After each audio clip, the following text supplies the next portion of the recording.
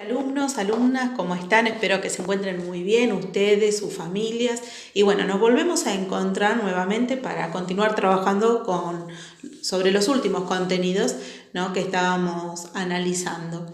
Recuerdan ustedes que justamente nosotros en las últimas clases estuvimos trabajando sobre lo que se denominó revolución neolítica, ¿no? Ahora bien, para poder comprender aún más este proceso y finalmente entender el surgimiento de las primeras civilizaciones, también tenemos que analizar el espacio geográfico. Bien, hace unos 12.000 años atrás aproximadamente, como habíamos dicho en la última clase, vamos a asistir a lo que se conoce como la Revolución Neolítica, suceso que va a permitir, ¿no?, que los hombres comenzaran a trabajar la tierra, básicamente lo que se conoce como el desarrollo de la agricultura y la domesticación de los animales. Dos sucesos o dos actividades económicas que van a permitir el desarrollo del sedentarismo. Junto con ello también vamos a asistir a la utilización de los primeros metales, lo que se conoce como justamente la edad de los metales por ser sustitutos del uso de las piedras básicamente y la madera para la confección de las herramientas.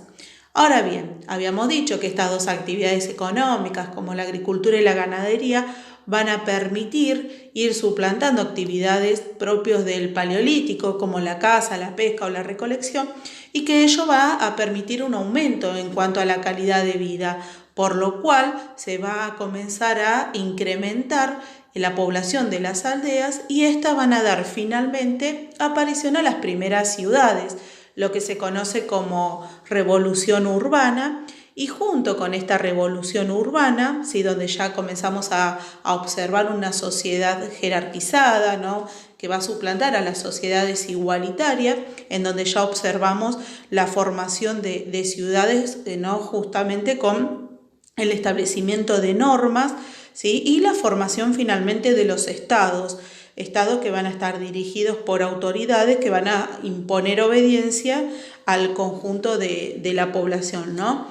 Ahora bien, todo esto que yo les acabo de mencionar, de describir, se va a desarrollar en un espacio conocido como el Cercano Oriente, ¿sí? Ustedes van a poder observar, acá yo les comparto un mapa, que ahora lo vamos a ver también a modo de un mapa interactivo. ¿De qué hablamos cuando nosotros estamos hablando del Cercano Oriente? Bueno, básicamente va a ser el escenario de la revolución neolítica y urbana, ¿sí? El Cercano Oriente es cuna de las grandes e importantes civilizaciones de la antigüedad, de las primeras civilizaciones de la antigüedad, ¿sí? Y justamente en este espacio que vamos a ver que se caracterizan por la presencia de unos ríos muy importantes, estas civilizaciones se van a conocer como civilizaciones fluviales o civilizaciones hidráulicas. Ahora bien, cuando hablo del Cercano Oriente, hago referencia específicamente a una región que se conoce como Mesopotamia, que es una tierra entre dos ríos. Si ustedes pueden observar acá en el mapa, si nos ubicamos en el actual país de Irak, ¿sí?, el mapa que estamos observando ahora es un mapa actual, ¿sí? Ahora bien, fíjense en que todo el espacio geográfico conocido como Cercano Oriente, ¿sí?, tiene una delimitación geográfica propia de la actualidad. Pero hace muchos años atrás esto no era así. Ahora bien, fíjense en ustedes, ¿sí? Tratemos de ubicar en este mapa lo que es actualmente Irak y el país de Egipto, ¿sí? Y vamos a ver en ambos países, vamos a observar el recorrido de unos ríos, el río Tigris y Éufrates en el caso del actual Irak y el río Nilo en el caso del actual Egipto, ¿sí? De hecho, si nosotros observamos un mapa del año 3000 a.C., vamos a observar, ¿no?, ahí lo podemos ver con color verde, toda la región que asistió al surgimiento de los primeros estados, del estado egipcio, ¿sí? Y vamos a observar el recorrido del río Nilo y vamos a observar la otra civilización en estos momentos, que es la civilización sumeria, una civilización que también va a surgir a orillas de los dos ríos del Tigris y el Éufrates, ¿sí? Ahora bien, si nosotros tuviéramos la posibilidad de unir, ¿no?, todo el recorrido del río Tigris y Éufrates junto con el recorrido del río Nilo, vamos a observar una especie de arco imaginario, ¿sí? Tal como pueden ver en esta imagen.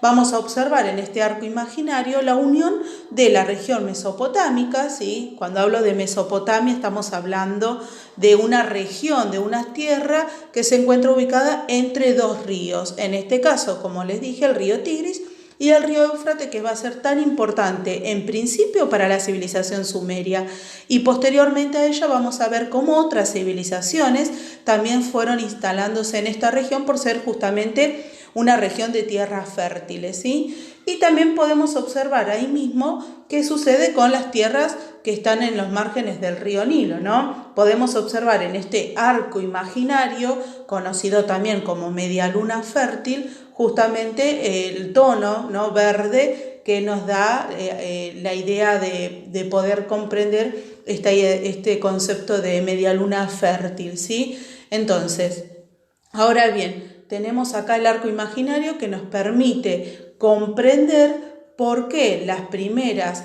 civilizaciones y los primeros estados de la historia de la humanidad justamente van a surgir en este espacio geográfico conocido como Cercano Oriente.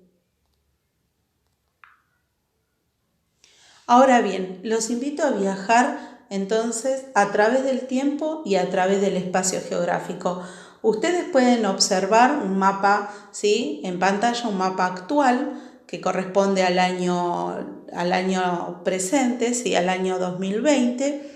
Y ahora bien, ¿qué pasaría si comenzamos a poder viajar en el tiempo y acercarnos al año 3000 a.C., ¿sí?, año que vamos a ver también la importancia que tuvo para la historia de la humanidad? Entonces vamos a inmediatamente viajar en el tiempo y vamos a ver qué sucede, ¿sí?, con todo ese espacio geográfico que actualmente se encuentra dividido, ¿no?, por los límites que identifica a cada estado. Vamos a ver qué ocurría con el espacio geográfico para la fecha 3000 a.C. Y entonces vamos a intentar, ¿sí?, justamente observar qué es lo que se conocía para esa época como espacio geográfico, cuáles eran los conocimientos sobre el espacio geográfico que se tenía.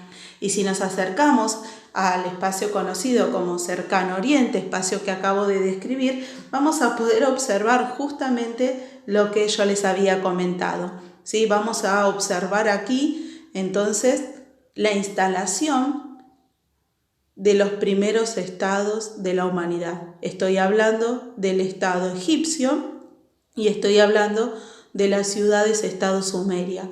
Y fíjense en ustedes, ¿sí?, las características que los unía a estos estados.